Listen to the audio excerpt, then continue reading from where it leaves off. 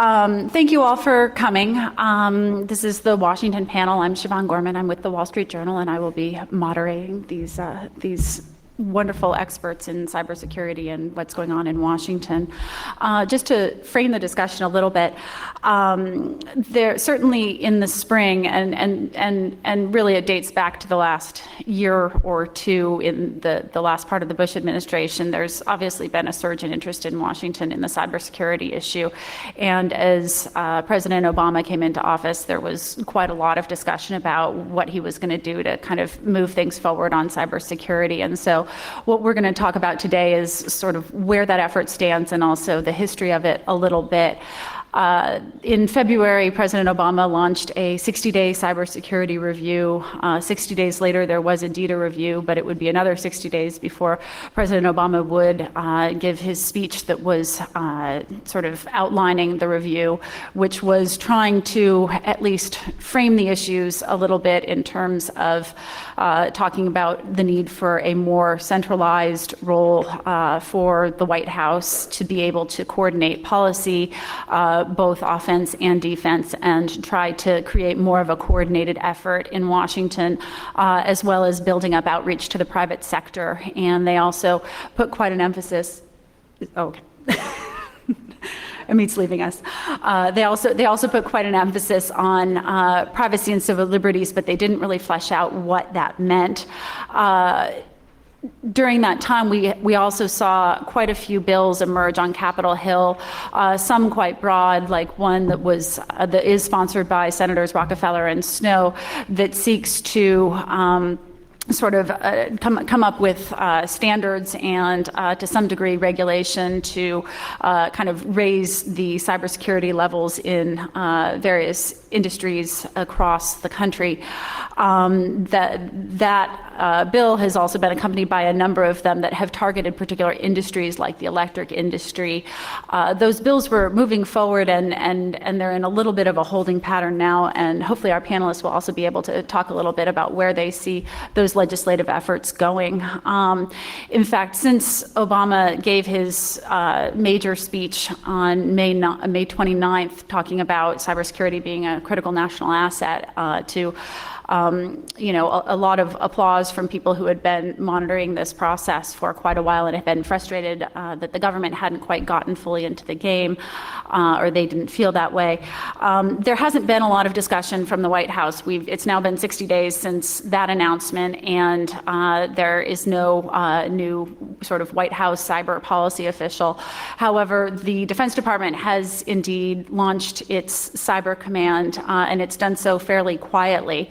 And hopefully our panelists will be able to discuss a little bit sort of where those efforts stand as well, because it does seem like the Defense Department has really sort of taken the lead in actual planning and activity in the cybersecurity arena. Department of Homeland Security is making some progress, but it seems to certainly be a little bit slower. I at least haven't seen as many indications of really active efforts to forge a new path on the cyber front. So with our distinguished panel here, I think I'll let them sort of move ahead. I'll introduce them. First, we'll hear from Rich Marshall, who is in the Legislative Affairs Office at the National Security Agency. He's also former Deputy Director of the President's Critical Infrastructure Assurance Office. Then we'll next hear from Mark Sachs, who's a retired Army officer. He, in his last stint in the Army, he was at the Joint Task Force for Computer Network Defense. Then he went to the White House, where he was working at the National Security Council on cybersecurity issues, and also helped with the stand-up of the Department of Homeland Security. He's now at Verizon as the Executive Director for National Security Policy, and he's also Director of the all-volunteer SANS Internet Storm Center. We'll also hear from Amit Yaran, who has worked in several capacities in the U.S. government, both at the Defense Department and as the initial cybersecurity officer at the Department of Homeland Security. He is now CEO of the private security firm NetWitness. And finally, we'll hear from Leslie Harris, who is president and CEO of the Center for Democracy and Technology, which is a Washington nonprofit advocacy organization promoting sort of internet privacy, innovation, civil liberties types of issues. She previously had her own firm where she was working on similar policy issues, and prior to that she worked at the American Civil Liberties Union as I think it was legislative counsel or chief legislative counsel. So with that, maybe Rich can kick us off and talk a little bit about sort of how we've gotten here and the history of the government efforts on the cyber front. Okay, I welcome the opportunity. I have to do the normal government employee disclaimer because I want to keep a job. I'm here as a private citizen. It is true that my paycheck does come from the federal government. But what I am here to talk about is basically a history to kind of set some of these things in perspective. And I know some of you will think that I'm just kind of a talking history channel, which is the way my children look at me. And to a large extent, that's true. The point I want to make is that this whole issue about cybersecurity is not new. Now, that's both good news and that's bad news. It dates back principally to Y2K. And Y2K was a watershed for us because that gave us an opportunity to offshore a lot of our technology so that we could continue to have computers that worked here in the United States. That set up computer industries offshore, which is now starting to hurt us significantly in that we don't have a focused research base with research funding to develop the appropriate amount of cybersecurity technology that we need. A couple of friends of mine, Robert Rodriguez and Pascal Levinson, are leading the fray to try to help the country understand the need for an infusion of research and development into cybersecurity. Now, having said that, let me back up just a little bit to put some things in perspective. Back when I worked for President Clinton, there was a document called PDD 63, and that was a result of a critical infrastructure group that got together and decided we had a number of critical infrastructures that needed to be protected. Needed to be protected not just from cyber attacks, but also from physical attacks as well. The electrical grid, SCADA, the banking industry, there were just a handful of them, 7. And from that resulted a group called FSISACs, or ISACs principally, and they were information sharing and analysis centers. And that sparked the term government-private partnership. And the idea behind that was the government would listen to the private sector and the private sector would listen to the government. They would work together to address issues.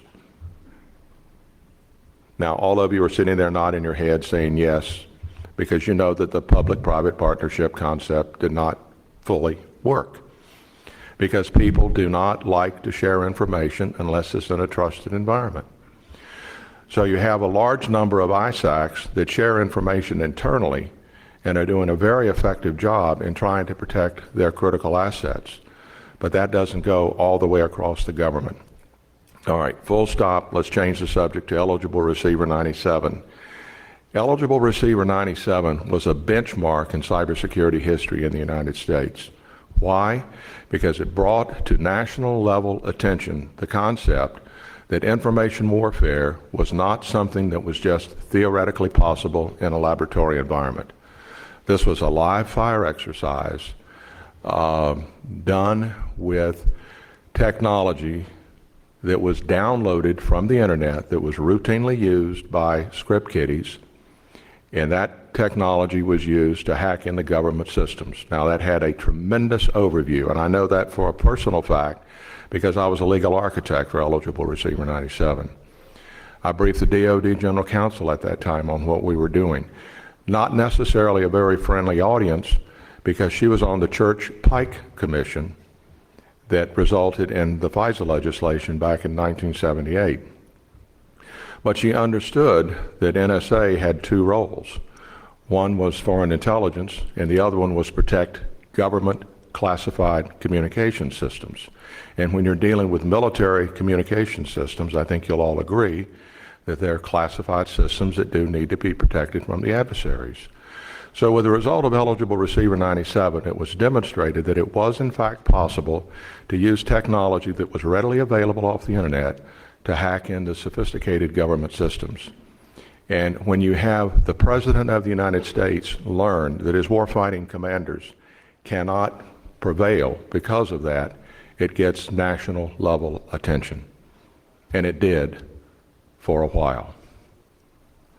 Then subsequently, 2001, 9/11, 2001, that energized national leadership and the public's concern about national security and domestic security.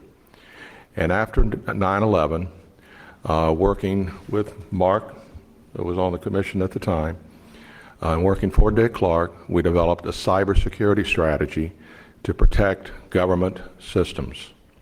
That cybersecurity strategy, for a number of reasons that I care not to go into at this time, was not implemented.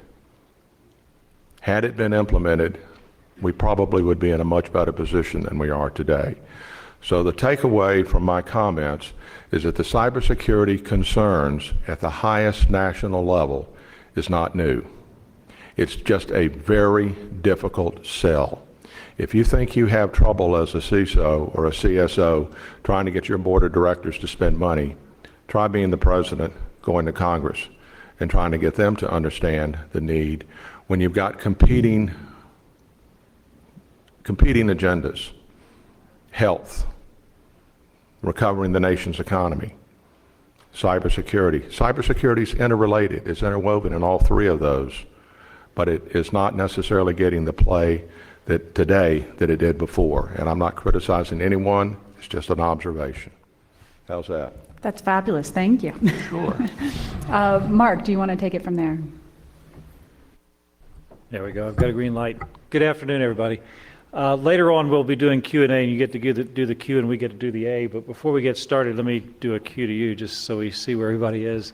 How many of you live and work in Washington? Just quick show of hands. Quite a few. That's great. Okay. Now, out in Las Vegas, the truth isn't always the truth, so you can lie about this. How many of you voted in the last presidential election? Okay, good. So it's not everybody, we don't know who's telling the truth or not, but everybody claims they did. That's a good thing. It means you're involved, and that's what we want. We need involvement from everybody. All citizens need, because this is serious stuff, cybersecurity. In Washington right now, as Rich just pointed out, there's a lot of competing interests. Healthcare is probably the number one thing that has our Congress, the congressional attention. It's got the president's attention. Right behind that is energy. You cannot forget, of course, the economy. Lots of things that are happening. We've seen immigration. We've seen just countless issues. In fact, if you go to the White House website right now, click on the issues or the agenda button and look at what comes up, point to cybersecurity on the White House agenda, and you'll see it's not there. Of the 24 or so items that the White House says is important, cybersecurity is not listed. Now, don't take offense to that. That's just the way it is. There are a lot of things going on in Washington, a lot of competing interests. You have to actually click on Homeland Security and then dig a little further in before you find a discussion that has anything to do with cyber or cyberspace. I don't fault anybody from that, but we have to be very careful in our comments that say that this is a high priority and things like that, because if we look at what's really going on, it's not a high priority. It's certainly a priority, but not the nation's highest priority. However, things are changing and people are waking up, as Rich was talking about. Cybersecurity is one of these little bubbling things that's sort of below the surface, and eventually it's going to reach up far enough to where it's going to spring forward. And we don't know what will happen. Congress could pass a whole bunch of laws that we don't like. The White House could come up with stuff we don't like. Defense Department, DHS, others, we just don't know. Industry could do things that might irritate others. We don't know. Or it could just settle back down again and just kind of stays below the surface. We could have some trigger event, some nation state attacks us and gets away with it. Some criminal group, steals the entire Social Security credit card database. Who knows what the trigger event might be. But inside Washington, as all of us are aware, there's so many competing things. The question would be, do we want cybersecurity to be a top agenda item? Or is it something that we want kind of below the radar that we can solve in our own little way? I don't know. That's a kind of an interesting question we can get into. Just to kind of finish a bit of Rich's story, we did a lot of work in the late 1990s. There was a lot of concern. Y2K certainly was an endpoint that we could see coming. We knew we had to get things done. We got up on the morning of January 20th, everything's still, or January 20th, January 1st, 2000, everything's working great. Elevators are running, street lights are blinking, we're all kind of hung over. Hackers didn't destroy planet Earth. And cybersecurity and cyberspace just kind of slowly faded away. In spite of the fact we had a lot of DDoSes, remember those in January of 2000 with E-Trade and Yahoo and others just falling like cards. We had worms like crazy in 2001, but that big trigger event, September 11th, was not a cyberspace attack. Not like we had been predicting a few years later that says the next attack on America must come and hit us in our soft underbelly, is what we used to say. There's going to be a cyber Pearl Harbor. But yet the attack on our nation was physical. Airplanes flying into buildings, explosions, 3,000 people dead. You don't do that in cyberspace, and we kind of, that push towards securing cyber went away. But since then, a very silent threat has been growing. We're all keenly aware of it now. Threats in the criminal world and threats in espionage. And right now, what's really gripping our senior leaders is the espionage side. We are leaking so much information. It's like we don't even have a boundary anymore. Anything that our adversaries want, they just reach in and take. And unfortunately, it's because the internet's working as designed.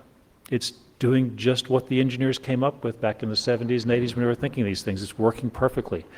We cannot stick fingers in all the holes that are out there, not the way it's currently designed. And maybe that's what we need to start thinking about in Washington. What is the very long-term approach, not a short-term fix? There's no Band-Aid we can put on the internet, but what can we do over the next 10, 20, 30 years? Almost like a space program type of approach to this. How do we fix fundamentally what's wrong in cyberspace so that future generations can look back on our generation and say, wow, they got it, they fixed it, and now we can go and do other things. Technology is really cool, but these internet technologies is going to be like the Roman roads were for Roman civilizations 2,000 years ago.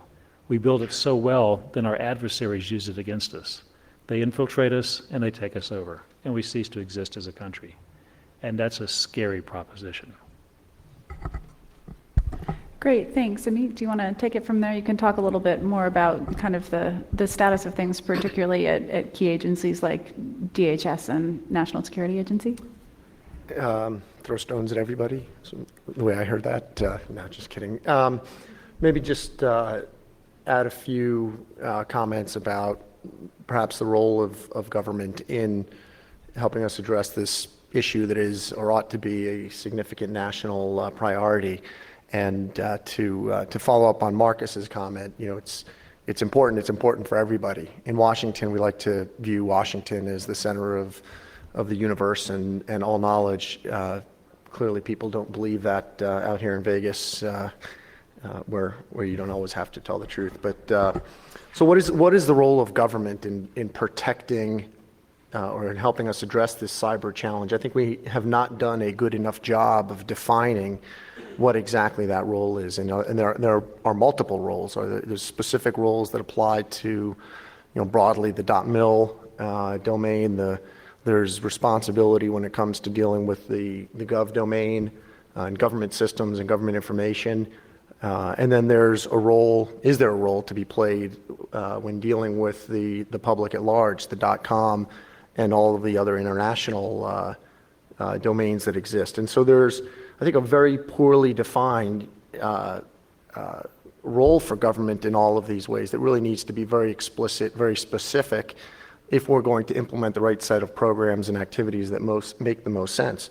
And then within these different domains where the government may have a role, there are competing interests within the government. There are certainly intelligence activities going on. Cyber domain is perfect for covert operations, for cyber exploitation or espionage, because it is difficult to provide attribution. It's difficult to detect. It's easy and relatively low cost and low risk to implement a covert activity in cyber or a collection effort. And so who within the government is performing these roles? Are there intelligence priorities for collection or for counterintelligence purposes? The law enforcement activities, and clearly there's a role for government in the law enforcement realm and things that federal law enforcement agencies should be doing. And then there's the operator community, the folks who are defending the networks. And all of those groups and organizations don't always have the same priority, where a collection effort or a counterintelligence effort may conflict with a priority by an operator to bring a system back into a secure state. We don't necessarily want our adversaries to know what we know, that they're, which systems they broke it into and their methods and techniques. And so we have to be very, there's a careful balancing of priorities here and competing interests.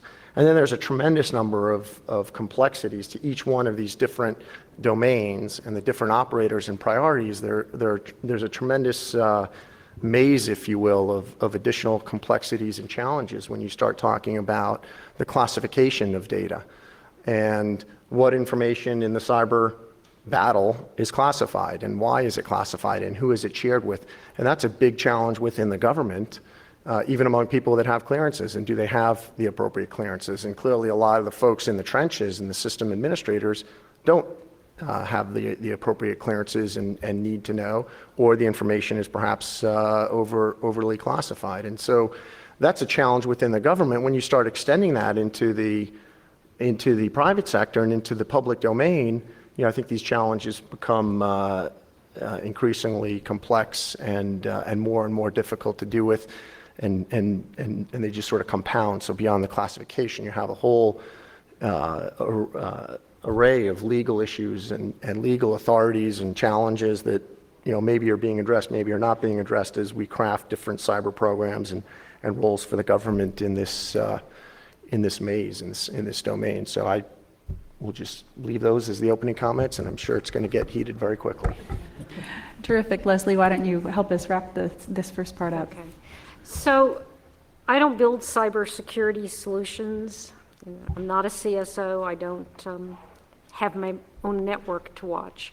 I run a legal and public policy organization that cares about the internet, new technologies, keeping them innovative, keeping them open, and keeping them free.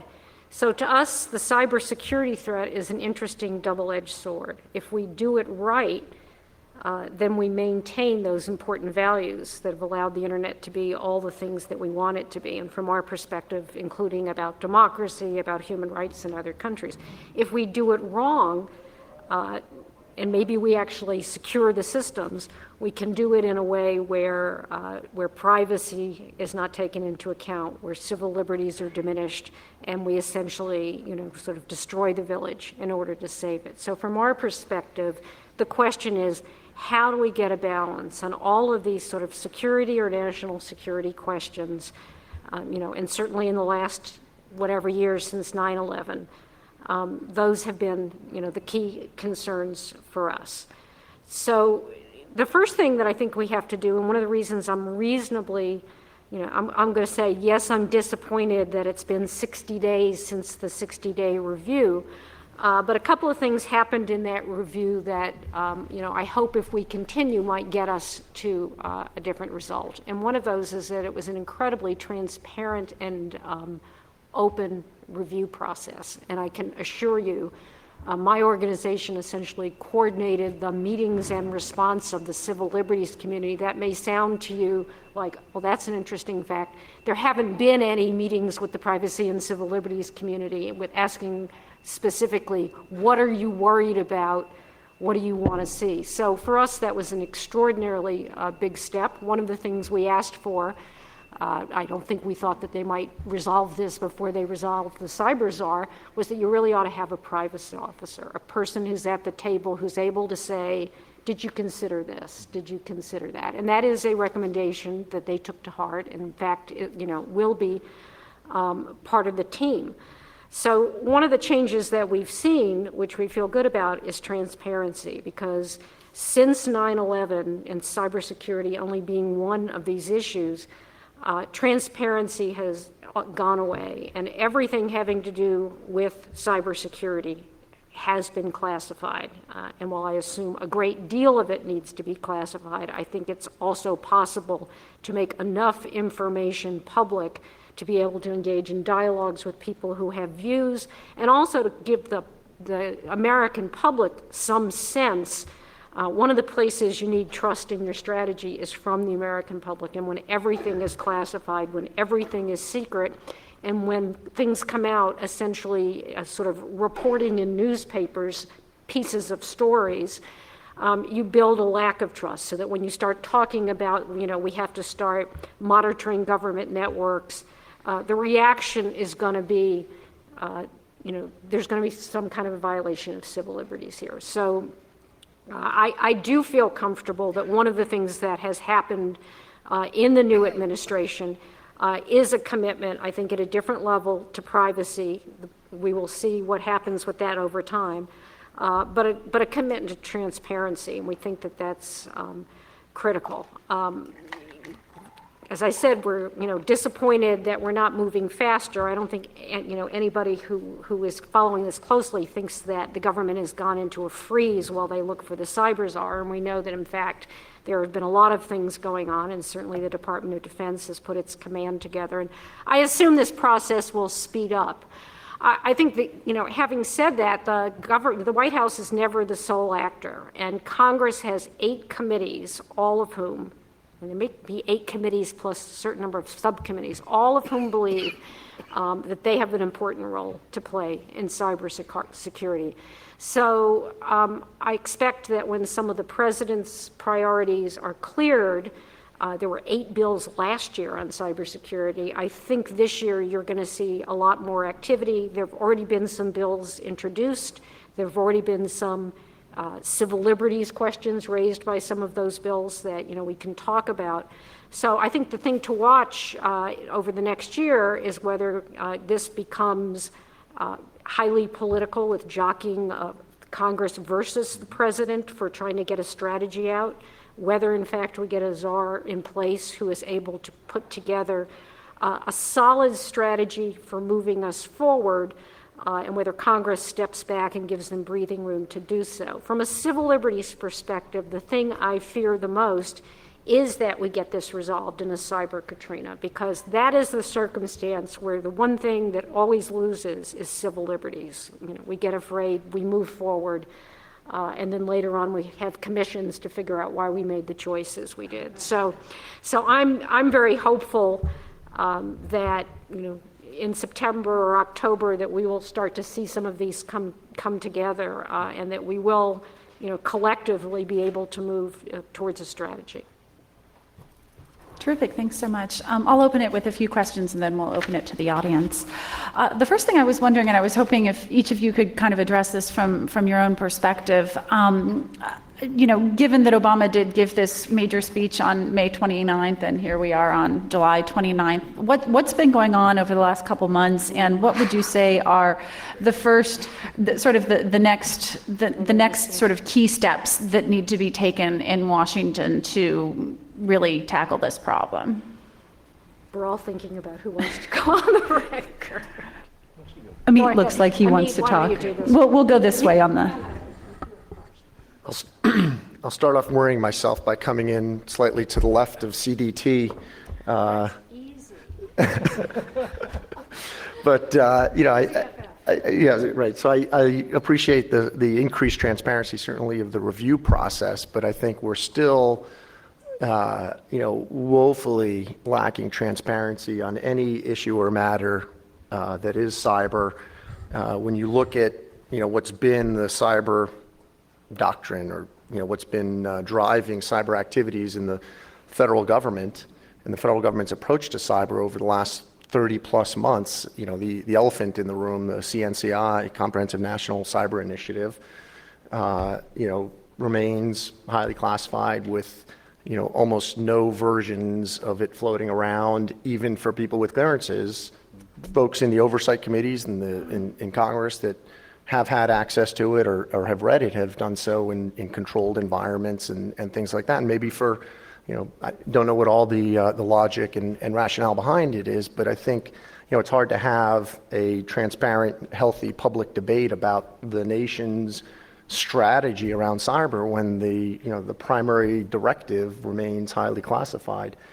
Even in the 60-day review, one of the recommendations of the review was that they would conduct a good, thorough legal analysis of the activities of the federal government around cyber. And obviously, I'm, great and commend that, but I find it very difficult to take confidence in a legal analysis which is itself classified. You want to classify the programs? Great. they need to be classified. You want to classify signature sets and tools and techniques and methods.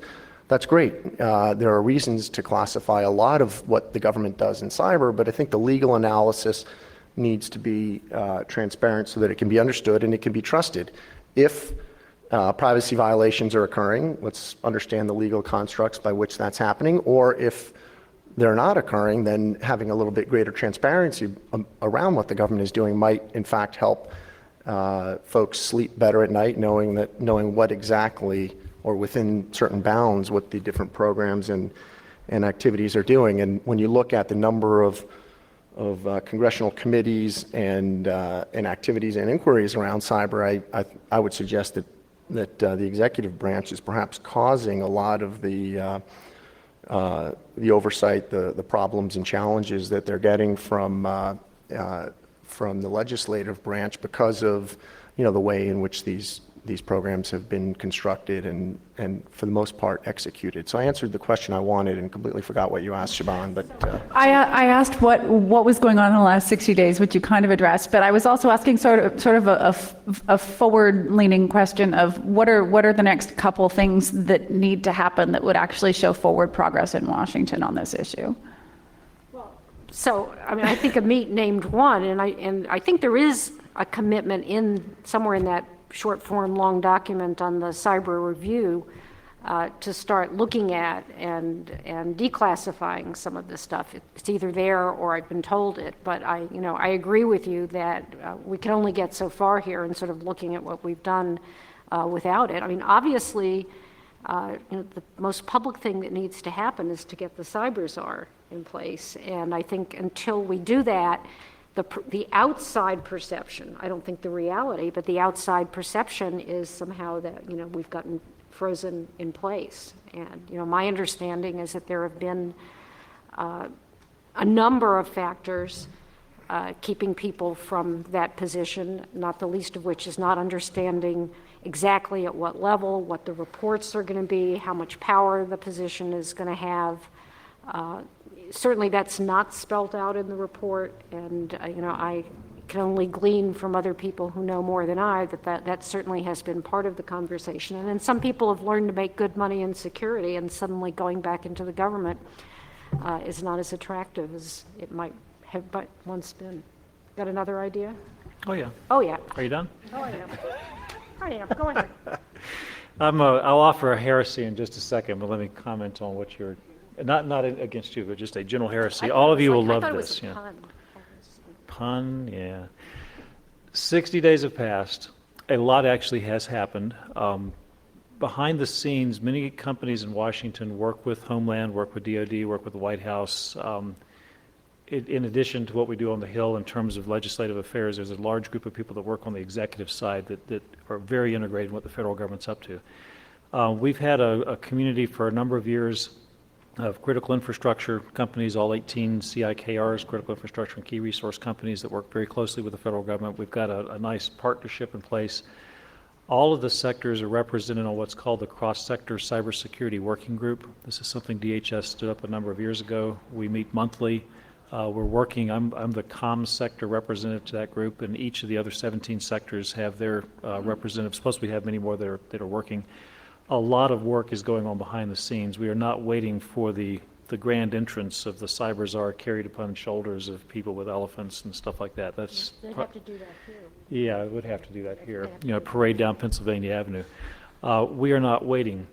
But there is a little bit of paralysis. You can see it in our conversations, when you're asking where are we with certain programs, when is something going to happen, there's kind of this awkward, well, we're waiting to see who the new anointed person is going to be because we don't really want to start a program because that person may change it all, and that it does get a little frustrating.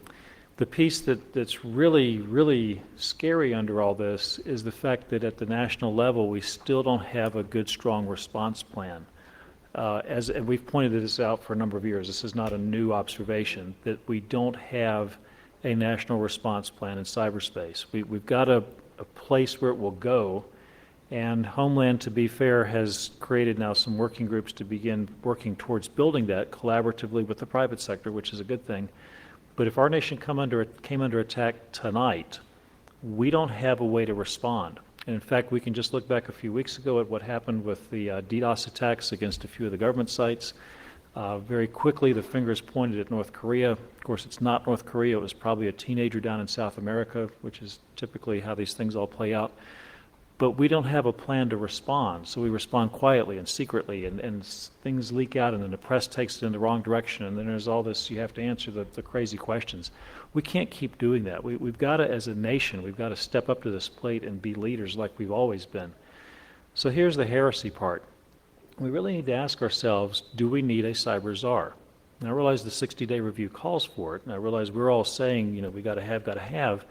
But think about what's happened in the last half a year. We've got a czar for just about everything. You know, there's the car czar, the energy czar, the healthcare czar. I mean, do we really need a cyber czar? I mean, are we that hopeless that we can't, as a community, figure out how to do this? Are we waiting on the second coming? I mean, is that what this is all about? The last administration, we waited 2 years from the announcement that there would be an assistant secretary for cyberspace or cybersecurity before Greg Garcia was put into it. And you know, do we need to always just be hanging on some person to be in charge? The internet's not run by one person. It's very decentralized. We all get along. We solve these problems. So I just offer that as a kind of a heresy. Do we really need that? Or is there so much importance? I mean, I realize the White House does need to have the special staffs. We certainly need to have coordination inside the federal government, but does our nation need this single individual to save us from ourselves in cyberspace? Or can we collectively, the group that's here at Black Hat, step up to the plate and let's just start doing it and not wait on that one individual, the anointed one, to show So up? here's a heresy, I agree with you. That is damn scary. You know? I mean, and I don't, you know, I'm not saying that means that position shouldn't exist, and it certainly needs coordination inside the government, although we were rooting for DHS to have that role. But in terms of the private networks, I certainly don't think that the work there needs to, you know, wait for the government to push a green button. Unless we have a panel that agrees, I'll take that challenge. I think on a number of fronts. You know, the government has all these great national cyber or national critical infrastructure protection, this and that, and it's great in Washington. And there's a lot of paperwork that the government has produced around that. But when you go out into the energy sector and into a lot of these organizations, anybody who touches the network or, you know, does the real work for a living, and you know this because of a lot of the groups that you interact with, none of them have read any of these paper documents. And are they waiting for the government, other than their public affairs people, which have helped, or the government affairs offices, which have helped organize them? You know, that's just not the way the distributed community works and self-polices and self-protects. And so do we need a cyber czar for the government for the nation to defend itself in cyber?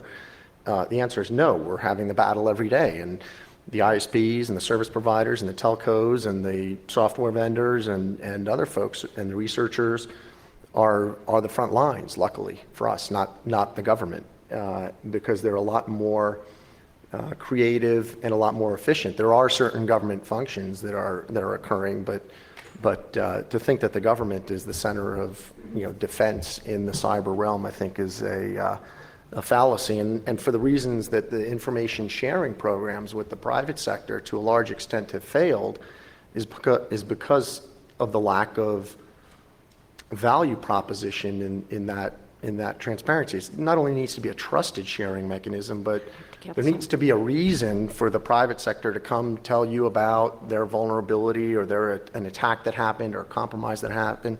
Like, why should I go to US CERT and DHS or Department of Justice or NSA or any of these entities and tell them, hey, I got hacked and here's all the details of how it worked and this and that, unless there is a value proposition back. So Rich, when you get back to NSA next week, you can tell them that you ought to take 20% of the technical staff and dedicate them to working with private sector and security research community, where they can bring malware, bring other incidents and techniques, and get some expertise and some response back from this great national asset where, you know, I candidly believe there's greater depth and expertise and technical capability there than anywhere else in the world. And so, you know, there are perhaps more value-oriented ways to engage with the private sector in a sort of common defense that we're just not not looking at doing. So the disagreement, I guess, is I think we need a cyber czar because I think we'll have individual agencies within the federal government, individual agencies and departments who are managing their own, competing agendas and priorities and projects that are not only wasteful in their overlap, but also run, in many cases, directly in conflict with what should be a reasonably well-organized national, federal agenda. So I assumed in your response that you were saying that the job inside the government makes sense. So I think you may not We are be, you unfortunately in may, agreement. I'm afraid you're in violent agreement. So I think there is one other reason to have a cyber czar, and it's to have some public face, assuming the position is sort of properly constituted, who is speaking to a larger U.S. audience about these issues and trying to put some broader context around it. Because I think the only way the American public gets anything is sort of newspaper articles. Like a Surgeon General. In type some of ways, thing, like a so Surgeon there's General. Messaging can get out. Yeah. Right, and I continue to believe that yesterday at the CEO forum, I was laughed out of the room, the suggestion that we ought to somehow engage users in understanding their responsibilities here. But I continue to believe that, and they're mostly. They're the ones who are mostly sitting there, while botnets take over their machines, and they're unaware. And I guess I'm not ready to give up on the notion that perhaps there's some way to bring them into the strategy, not just to assume that they're all fools.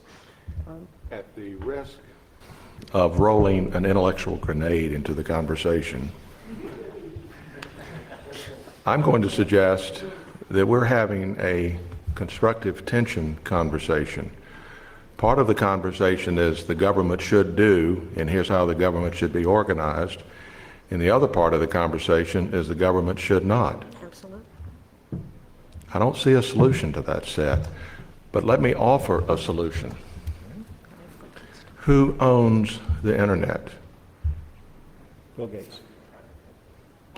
Why don't, no, we use it, but who owns the internet? The telcos, the internet service providers. Private sector. Why don't they protect the asset? Now, before you start yelling and screaming, Marcus, look at this paradigm. If someone robs a bank, whose responsibility is that? The bank's. The government is the response force. It's the bank's responsibility to preclude the bank from being robbed. Now, if we really want to have transparency in our computer security plans, why don't we ask the banks to publicly disclose how they protect our financial data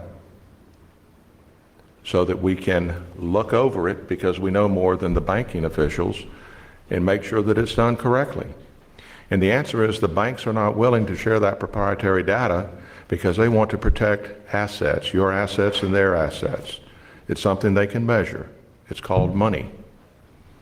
So I go back to my earlier concept. Let's put the responsibility on those who gain the most benefit from the use of the internet service providers. This is my personal opinion again. Let them protect it. And there will be a cost. And let them transfer that cost to us. Let's incentivize them with tax breaks perhaps. Or let's pay 2 times or 3 times what we currently pay for an internet service, but yet we know it's clean and it's safe. We're willing to go to expensive extremes to protect the blood supply. Why aren't we willing to do the same thing to protect our assets? I think that's a really interesting point, Mark. If you could speak to what that would look like and how realistic a See, proposition Amit's it over here is. grinning. He's like, thank God I don't work for a telco. Well, if Amit wants to weigh in, he can, but Rich raised sort of the next question that I had, which Rich raises was, very fair questions. Yeah. And it's, we always like analogies, so just a quick analogy. A lot of people would like to think of the networks, ISPs, telcos, whatever, is very similar to the highway system. So you've got interstates, short, dirt roads, whatever, maintained by state governments, federal governments in some cases, and privatized. For as many, raised your hand as being from the Washington area, you're very familiar with the Dulles Toll Road, the Greenway, all the things we got to pay for to ride around. The analogy, which is not perfect, but you can kind of work with the idea, is let's take the Dulles Toll Road. Is it the owner and operator of the Dulles Toll Road, is it their job to make sure that the vehicles going down it are not carrying cocaine or weapons or other things that are bad? Is it their job to make sure that all the vehicles are not stolen or otherwise used in criminal activity? If somebody steals my car, or even because I'm a gun owner in Virginia, breaks into my house and steals a weapon, I might be held liable for that if I didn't take proper security measures to make sure that that vehicle, weapon, whatever, wasn't stolen from me. And there will be an investigation to see if I am liable for that. In cyberspace, that would be my computer. And there is no model for that. There's nothing that says if we're going to make the ISPs and the telcos responsible for keeping the network clean, then what liability do we put on the end users, those who own the infected computers, those who don't keep them patched, those who allow them to be stolen and used in the commitment of a crime? So it's an interesting conversation, but we start getting into a very wacky world here that I don't know that we have good answers for. But it is something we need to talk about. We don't need to just blow it off. We have great answers for that. Well, but actually, There one are thing that I wanted to interject, and then you can answer that too. No, I was curious because the analogy then that Mark raises is you need some government force patrolling the highways, which would be a government law enforcement or some sort of force patrolling the internet. That's why I if you said took that. the analogy is not perfect. Right, it's right. It's just a starting point. But then I'm saying, well, then if either that's one option, or what are the alternatives? And Rich, please. It's because it was Rich's idea, I get to chime in before he follows up with it. I think it's an absolutely I can't believe that was a layup. It's an assist. Yeah, I think it's an absolutely horrible idea. One of the best things that the president said a few months ago was the fact that he's committed to net neutrality. Again, I'm on the far left of CDT here, but We are too. It is a pipe. You are going to implement a phenomenally cumbersome and painful and inefficient system to ask a telco or service provider to block and protect traffic. What would they block? How would they block it? How would they know what the appropriate use and appropriate packet sequences for a communication? 480 and 425, that'll make most of the problem. And with the brilliance of firewalls, everything is going through port 80 now. So, it's like when Jeffrey Schiller said firewalls are stupid, it's going to make security harder, right? I'm like, that guy's an idiot. He doesn't know anything, right? But no, he was right. So now it becomes very difficult to understand and analyze the traffic. So I think it's not only what do you block and how do you block it, it ends up stifling innovation and efficiency and all of the things that are our advantage.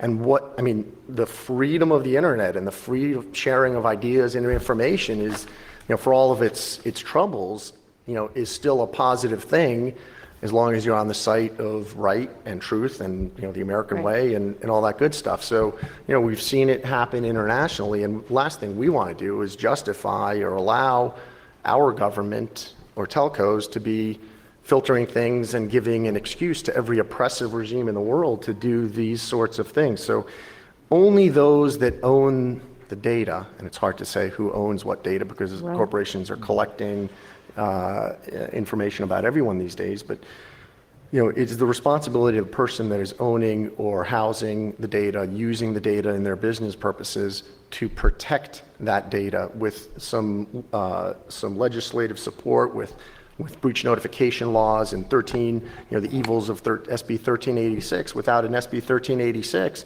we never would have had the transparency and the disclosure of Choice Point and all of the subsequent breaches and other things. So yeah, there's a cost associated with it and it's painful, but only with transparency can you have a market equilibrium where security is emphasized. Now all of a sudden every CEO, now they understand security. You know what, I don't want to be on the front page of the Wall Street Journal, or I don't have to go through the costs of that are associated with the breach, and now I'm willing to invest, and obviously the risk metrics are horrible in our industry, but with that transparency, I think you can achieve better better security. And ultimately, if you try and block things at the service provider level, not only do you not know how much and what to block and all that, ultimately, as everybody at DEF CON is going to tell you later in the week, it's all going to get owned anyway. So you're not actually going to block things.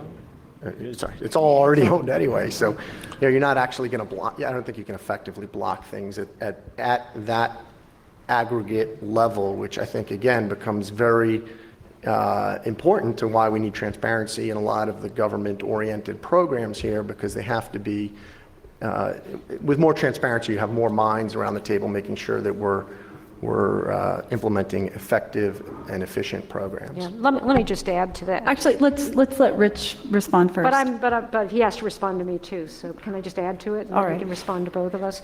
So, And I'm a Carrie, I get the last word. and so you get the last word. So we passed some kind of law that makes the ISPs responsible for security, and you give them their tax credits or whatever. And then the next day, Hollywood shows up, and Hollywood says, well, if you can pick and choose among content based on security, you ought to be picking and choosing on content based on what I say is my intellectual property. And the next day, the National Center for Missing and Exploited Children shows up and says, here's the list of stuff we think is bad for kids. And this is how the internet runs in some parts of the world. But we created it and we've kept it an open platform. But as soon as, if there was any right place to say that the ISPs could engage in this activity, it would be security. But as soon as you take that step, all the rest follows. And, we'll follow, I would say, immediately. So. I don't accept your extremist argument, but I know it can be very persuasive to some. It was to me when I was a child.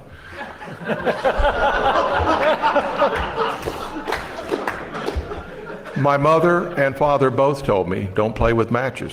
Why? I asked inquisitively. Well, you'll set the house on fire.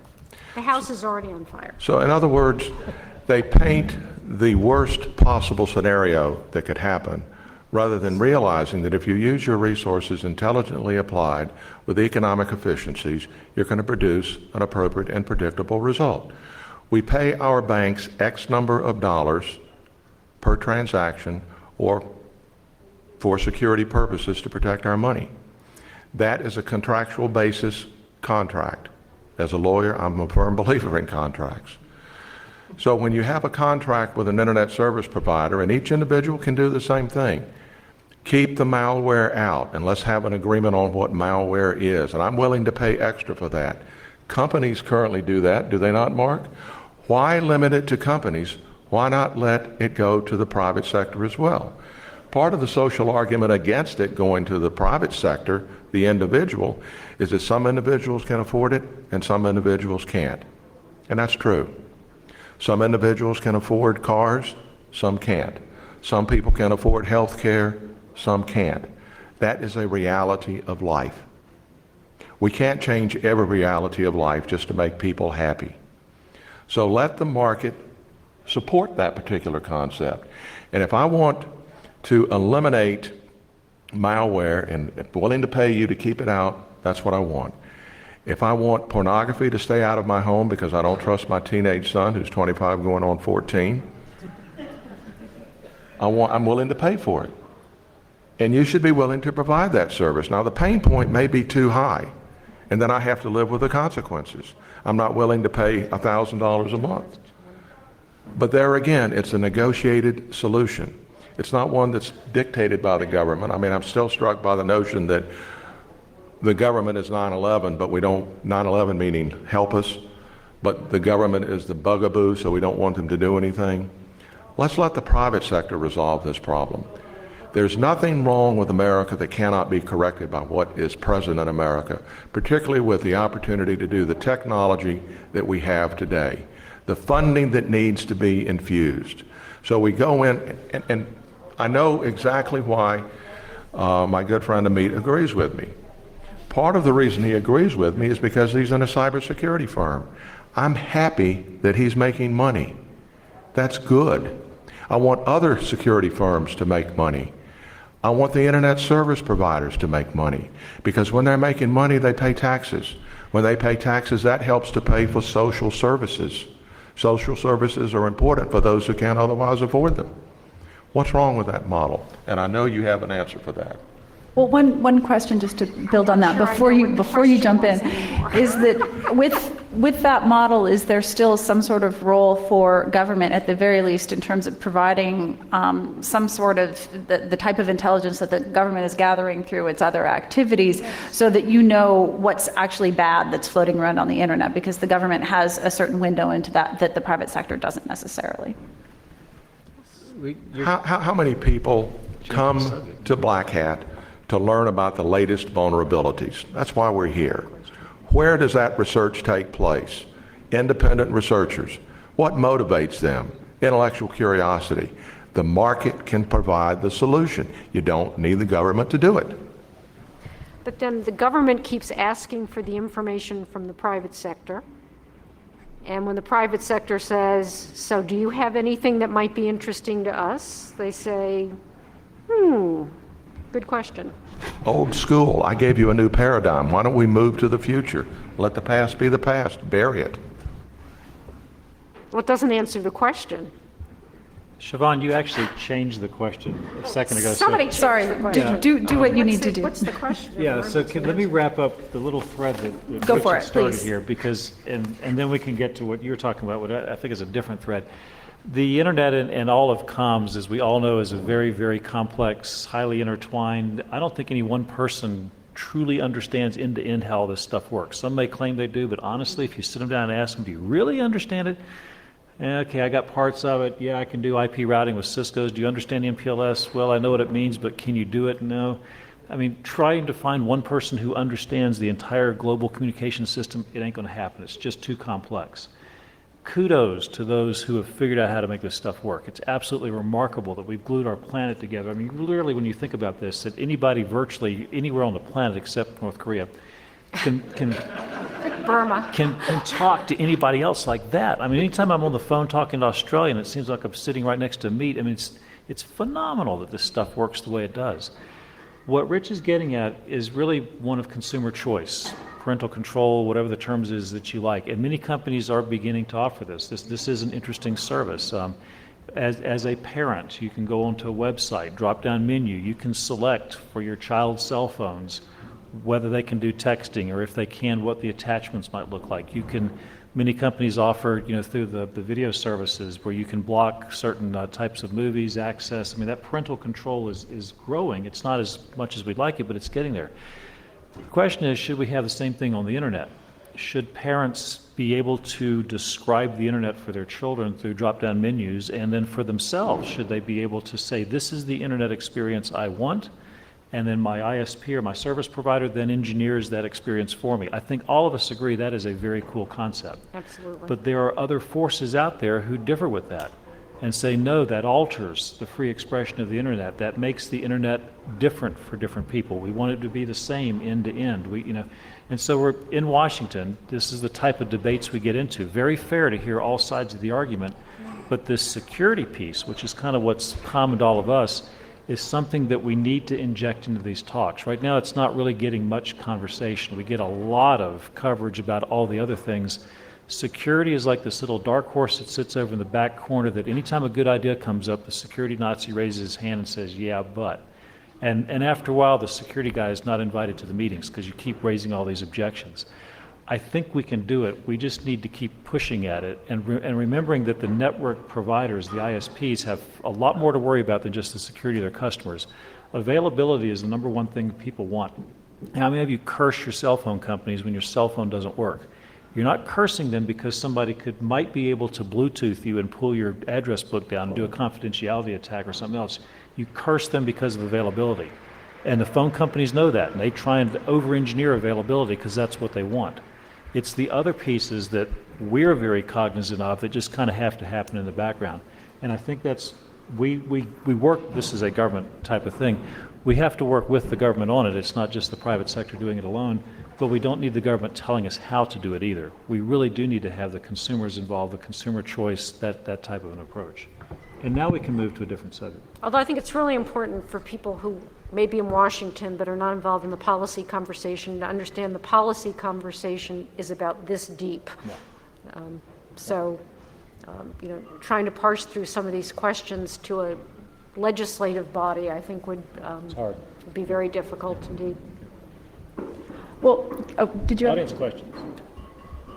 Rich, did you have another? I always have things to say, but I think that Well, I was going to say, let's open it up because obviously we have a lot of folks in the audience. What I don't know is if there's anybody who might be able to pass around a mic, because I know that they're recording Yeah, this. we'll do it. You can ask the first question if you could. an example of consumer choice. Yeah, look at this. Okay. My question is actually Turn it back. Okay, I need the mic. Don't tell these things. No, Okay. I think you've got there's a switch I'll give on, you a secret on the very answer. bottom. It's the ONOFF switch. I have a secret question. Oh, it's not Is it coming up? Technical assistance. Is there a hacker in the audience? Yeah, exactly. Use ours. Yeah, you can use this now. We got to push the Well, you little button got to there. put it on. The microphone is on. Good. Right. I know you're not supposed to put two microphones next to each other or they go weird. So my question to you, Leslie, is there's a lot going on around healthcare e-records as a Thing's result working now. Right. So you can back up. of what's happening with Mr. Obama, President Obama. And we're giving a certain amount of days or years now to implement e-health records. And I've been on your site, so I know you guys have a lot to say On privacy. on privacy around that, yeah. Right. So what is your big concern there?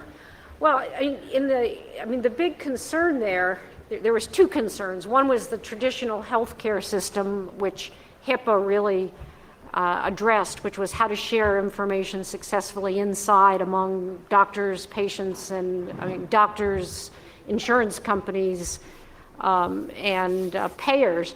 The questions now is that healthcare information is becoming liquid, and it's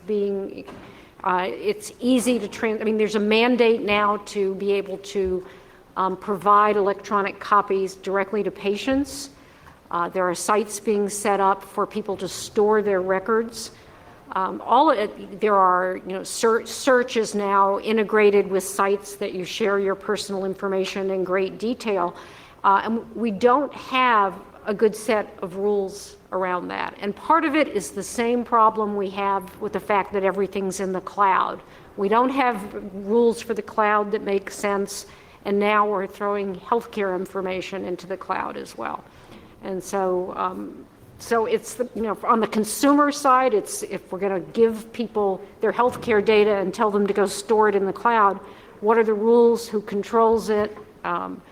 What level of consent? What level of security? The questions around are no different than in any other circumstance. On the government access, it's do people really understand how little legal protection they have for their information once they go store it in the cloud? Because they do not have much. So healthcare information may be sort of the most obvious, but it's the cloud. It's all about the cloud, whatever the cloud is. I think the gentleman on the aisle to the left was. Thank you. Regarding the role of government, in particular with security, Mark, you made a point that we need to rework the fundamentals of the internet itself, and the same point was made earlier today by the president of ICANN. Now, is that something that the government should mandate, or is it something the IT community is going to have to get round to in its own way? Yeah, and unfortunately, about halfway through your sentence, the microphone did something weird, so I didn't quite catch the question. Oh, sorry. You've been talking about the role of government, and you said earlier that the internet needed to be fundamentally reorganized. The same point was made earlier today by the president of ICANN. Now, is this something that government should mandate, or is this something the industry should come around to on its own? Yeah, so Rod Beckstrom is sort of singing the same tune, as are many engineers, and this is not a new tune. The internet basic protocols developed in the 70s, somewhat modified over the years, but still very anchored in the 1970s experimental world. Changing them overnight doesn't happen, but I think we all agree that what we currently have, what we currently call the internet, is still an experiment. It's the beta version. What we really need is the final version. And each year goes by, we are not really moving out of that beta. The question becomes, who does this? Is this the government taking the lead? Is it the private sector taking the lead? Is it ICANN taking the lead? Does it just stay the way it is? For example, if we come back 100 years from now in 2109, are we still using IP? Do we still have SMTP email? Do we still have HTTP? I mean, I don't think any more than like 100 years ago in 1909, when we were getting started with electricity, that anybody imagined that the form factor for a 110 volt plug would still be around 100 years later. So things that we're doing now are going to get baked in. We will never take them out. Do we want IP and TCP and all these other things to be baked in? Or do we want something else that's more maybe extendable into the next century? It's a great debate subject, but the longer we wait to move forward, the harder it's going to be to unbake it and to transition to something else. Yeah, I think fundamentally the problems that exist today from a security perspective are unsolvable.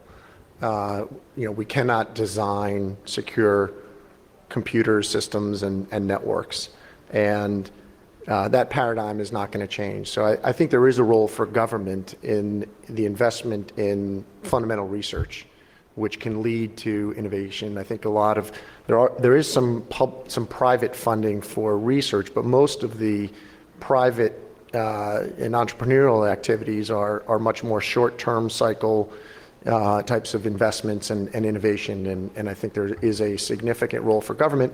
And by the way, the government spending on cybersecurity is less than 0.1% of our national research dollars. Now, obviously, the government has a very broad research agenda, and I'm not suggesting it's more important than a lot of other items, but it seems woefully inadequate to say, on the one hand, cyber matters, and on the other hand, to say we're going to spend less than 0.1% on fundamental research in cyber. So it's a challenge. I agree with Amit. We spend more collectively as a society on astrology than we do. No. I'm speaking as a private citizen. Remember when we first started? This is a pop quiz. We, as a public people, individually, spend more money on astronomy than we do on research. That is a scary notion. There is a tremendous amount of money, U.S. taxpayer dollars, that is invested in research and development in federal agencies, and under the Stevenson-Wedler Federal Technology Transfer Act, private sector has access to that technology under a cooperative research and development agreement. You license the technology, you make money, you get to keep most of it, except the money that goes back to the government for a license fee, and those that goes to your taxes because you're going to be making so much money off the product. That is a good market solution too.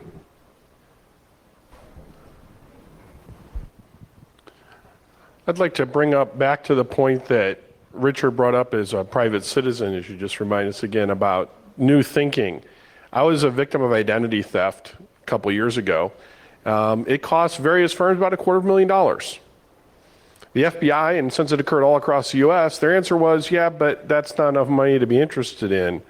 Yet we see them prosecuting locally, because I've been involved on the cyber side of some of this, people for porn and child porn. Now, I'm not saying that one is more important than the other, but we have some old mindsets, just like going back to the let's classify everything. And I kind of think that somehow, how do we change the debate to where Washington starts looking at some of this stuff differently than we have been on classifying, on what's a crime? Because if we actually prosecuted at least a few high-profile people and actually put them in jail and went and drugged them out of foreign countries and put them in jail, I think it would start making a difference on some things. But right now it's all, hush, hush, secret, quiet, can't talk about it. And as an academic person teaching this to students, it's like, why do they want to do it? Oh, I wouldn't want to go work for the government. They classify everything and all that. I'm going to DEF CON. I mean, the information's out there. So I'm curious about how we change the level of thinking, or if there's any hope. So I think the government becomes increasingly irrelevant in the cyber domain unless it learns how to work better with the private sector. And that's why the telcos, the service providers, the technologies, the defense mechanisms, they're all developed in the private sector. All the operators are in the private sector, and the government, in fact, is relying on not only the ISPs and telcos for the communications, but also for the protective technologies. There are some that want to go back down the GOTS road, which is a horrifying concept, but it is what it is. And I would certainly advocate that those better technologies developed and better supported in the private sector can, and if the government has some requirements that vary from the private sector's requirements, the critical infrastructure's requirements, the government ought to work with the vendors, inform them of the functionality that is required, keep your signature set classified, but that improved security technology in an unclassified form can be leveraged for better defense purposes by the nation and the infrastructure in general. I was actually going to ask Mr. Christie in the audience, and he may know, he may not know, about how many federal prosecutions in 2008 or 2007 in recent years have there been on cyber? Because I have heard a number that is not very, I guess, about a dozen. So when you look at the sort of pervasiveness of this problem, the size and scale of the cyber criminal activity and nation-state sponsored activity, and we've achieved about a dozen prosecutions per year as a federal law enforcement community, I would suggest that the government is not going to be the answer here. So the only thing I would add to that is that Congress, in terms of making choices, has a lot of influence based on what they care about. And they care a lot about child pornography. They care a great deal about pornography. There are dozens and dozens and dozens of bills every year. They've poured a lot of money into NCMEC. I don't think they understand the cyber questions enough to create any kind of political pressure. Because ultimately the Justice Department sets its priorities, but it doesn't do so in a vacuum. What will eventually some congressman will have happen to him or her what happened to you, and the game will change overnight. Doesn't matter. Right.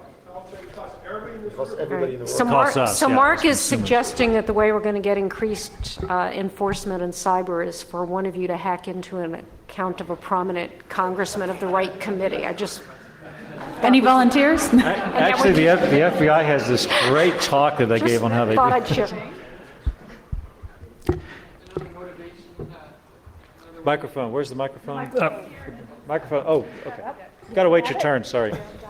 Just another question from recent history that I think would be interesting to comment on. Sort of a cautionary example, I think, of some of the issues we're talking about are what happened with the CLEAR program in the airports, right? Where you had something that seemed to me very hopeful, that you had a good opportunity to have sort of a public-private partnership. You had a private company that was setting up this accelerated lane that you could be pre-cleared with biometric information on cards and that sort of thing. Also required a certain amount of trust that those guys were doing all the right things, and you knew you were handing over a fair amount of information to them, but a lot of folks were willing to do that. And when that organization shut down, there was a lot of angst about, okay, now where did my information go, and was it really protected, and is it sitting on a laptop in the airport that got shut down? I'd be interested in sort of some comments on how we can do a better job of making that work and both provide because I want to see the private sector do more and more, but I also want there's a part of me that, as much as I hate to admit it, wants there to be enough regulation or protection that I know that I don't have my social security number and passport number and everything else sitting on some random laptop in an airport at an abandoned kiosk. The United States has been trying to get a basic privacy framework, baseline privacy rules for the private sector for a very long time. And we have some specific rules, obviously, in the finance area. We have increasingly strong rules in the health area. We have a bizarre special protection for video, which goes back to the Bork hearings. But more protection for video than almost any other data that you might So we basically have a patchwork of laws that don't work together and a large swath of industry with no particular rules that apply. There may be some fairly good self-regulation in some space, but the question of what happened to that, I'm very curious about that question about what happened to the clear data. Where does it go? What are their obligations when they go out of business? To the best of my knowledge, there's nothing that would govern that, unless there was something directly out of Homeland Security because of that particular program, which I'm unaware of. Well, it's always easy to blame TSA. Well, I'm struck by the notion if the CLEAR program were run by the government, Congress would have a field day.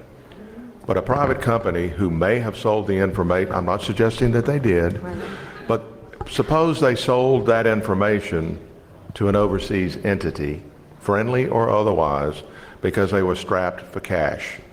They use that as bootstrap financing or angel financing or how you want to describe it. We don't seem to care that much. So you know the answer. Right? Do you actually know the answer to this? No, since but you're I was going to say, DHS? why is this any different than a company which would know about every internet search that we did or housed all of our mail and targeted information to us and advertisement or sold it to, not that they do, but our government or some other government. I think It's not any different to me, but I mean, right now, for the first time in like 6 years, there's actually a little bit of interest in this issue in Congress. But and I think it's a little bit, and it's about as much as we're going to see. So the very disappointing realization that maybe we're still in denial, maybe we're not, but hey, for everybody in the room, we're not very important. That's the dirty little secret here. It's not that they're not funny. It's just cyber doesn't matter. The market has spoken. The market has spoken, and security does not matter. well, if it makes you feel any better, neither does privacy. Well, because people want convenience, ease of use, availability. They want all of these other things, and so security doesn't matter. Privacy doesn't matter. All systems end up being owned or are already owned. People's information gets out there.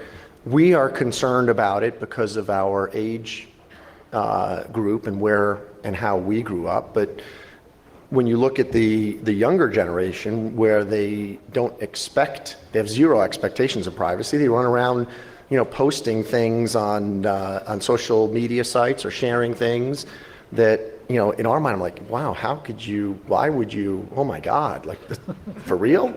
But what is ultimately what this drives long term is, I think, a very radical shift in our culture towards not only transparency but liberalism, because it's going to be impossible to find, a candidate for a government job or that doesn't already have all this absolutely horrible and shocking stuff already disclosed about them from the time they were 3 years old, running around on the internet. And so I think our expectations of privacy, because of all the system compromises and the social activities, are just going to drive a much more liberal approach to all of our societal ethics. So I'm not sure, because if you look at the reaction when Facebook launched its Beacon program, and suddenly, people's purchases were sent to all of their friends. I think that age group doesn't yet understand that it's not private, and all they have to do is get out of college and start a real life, and I think that they will have a different view of their privacy. And the studies continue to show, even on behavioral advertising, people don't know it's happening. They're completely freaked out when they find out. You can't do it. You can't be a business today and not understand, your consumer base to the same level of depth. I agree. That's required, because the market expects it. They care less about privacy. They care less about security. They want the convenience. They want to send you an ad based on the fact that you were searching for AIDS drugs. And there's no ick factor. And it's Okay, not only the search engine. Okay. I want to get another question in. Get us in line. Thank you. Well, one of the things that always, we just heard about some identity theft that was perpetrated against one of the audience members. Well, one of the reasons that really hasn't been handled properly, I believe, is that we offer incentives to companies that handle our information that say that they really don't need to secure it particularly well because they can simply write off any losses associated with it. It doesn't make sense to me that I believe that one of the things that the government can do is eliminate or reduce the ability of companies to write off losses for those sorts of things. That'll provide a pretty strong motivation for better security and actually provide us better privacy. You're saying that the government would tell companies they can't write off a loss? They can't write off certain types of losses. Right now, it's kind of silly and willy-nilly that they're able to write off any and all types of losses. It's a private business. Well, there's a difference between being reckless with one's information and actually what they're doing now. If they write off too many losses, what happens to the business? If they write off too many losses, well, right now they're padded They from go a lot out of of that. business. In part, but not before a lot of other rest of us. It delays that, and it also allows them I can't believe to I'm sitting here perpetrate it. listening to you say that, but go ahead. It's not Okay. a problem. And then the other thing is a structural thing. I think we have to wrap up. But thank you all for coming, and I'm sure we can continue this discussion after the panel.